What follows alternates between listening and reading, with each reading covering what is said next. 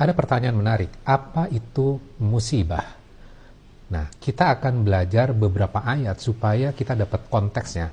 Kita tidak akan keluar dari surat ini, karena kita faham dulu di konteks surat ini, baru nantinya di surat yang lain kita akan belajar konteks yang berbeda. Nah, di dalam surat Al-Baqarah, ayat 156, kita baca, Alladzina idza asabathum musibah qalu inna lillahi wa inna ilaihi raji'un. Artinya apa? Yaitu orang-orang yang apabila ditimpakan musibah. Nah, musibah itu apa? Maka tinggal kita baca satu ayat sebelumnya. Satu ayat sebelumnya berbicara tentang apa? Perhatikan baik-baik.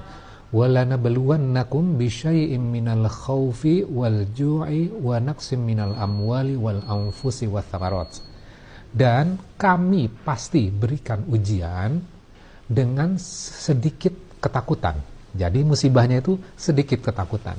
Kemudian kelaparan, kekurangan harta, kekurangan jiwa, dan kekurangan buah-buahan. Nah, itu adalah musibah. Nah, kemudian pertanyaan berikutnya adalah, dari siapa musibah ini? Apakah dari diri kita atau ada yang menyebabkan?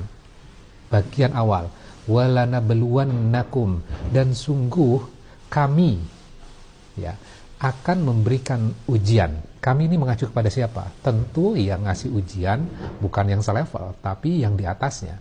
Dan konteks di dalam ayat ini adalah Allah.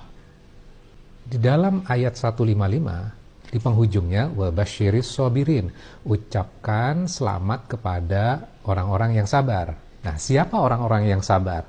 Tinggal dibaca definisinya, ayat setelahnya. Alladzina idza asabathum musibah qalu inna lillahi wa inna ilaihi raji'un. Yaitu orang-orang yang apabila ditimpakan musibah, mereka berkata, inna lillahi wa inna ilaihi raji'un. Artinya apa? Orang yang sabar itu kalau ditimpa musibah langsung ngomong. Ngomongnya apa? Inna lillahi wa inna ilaihi raji'un. Artinya apa? Sesungguhnya kami milik Allah dan akan kembali kepada Allah. Artinya bahwa orang ini sadar betul tentang dirinya dan sadar betul tentang Tuhannya. Dirinya adalah milik Allah. Sehingga apa? Ketika dia sadar tentang Allah, dia mampu tenang dan akhirnya dia bisa menghandle amarahnya, dia bisa menghandle emosinya, dia tidak meledak, dia tidak eksplosif, marah yang luar biasa, dia tidak melakukan itu. Artinya orang ini sabar. Jadi sabar itu apa? Sabar itu adalah dia ingat kepada Allah. Jadi bukan hanya sekedar ya udah terima saja.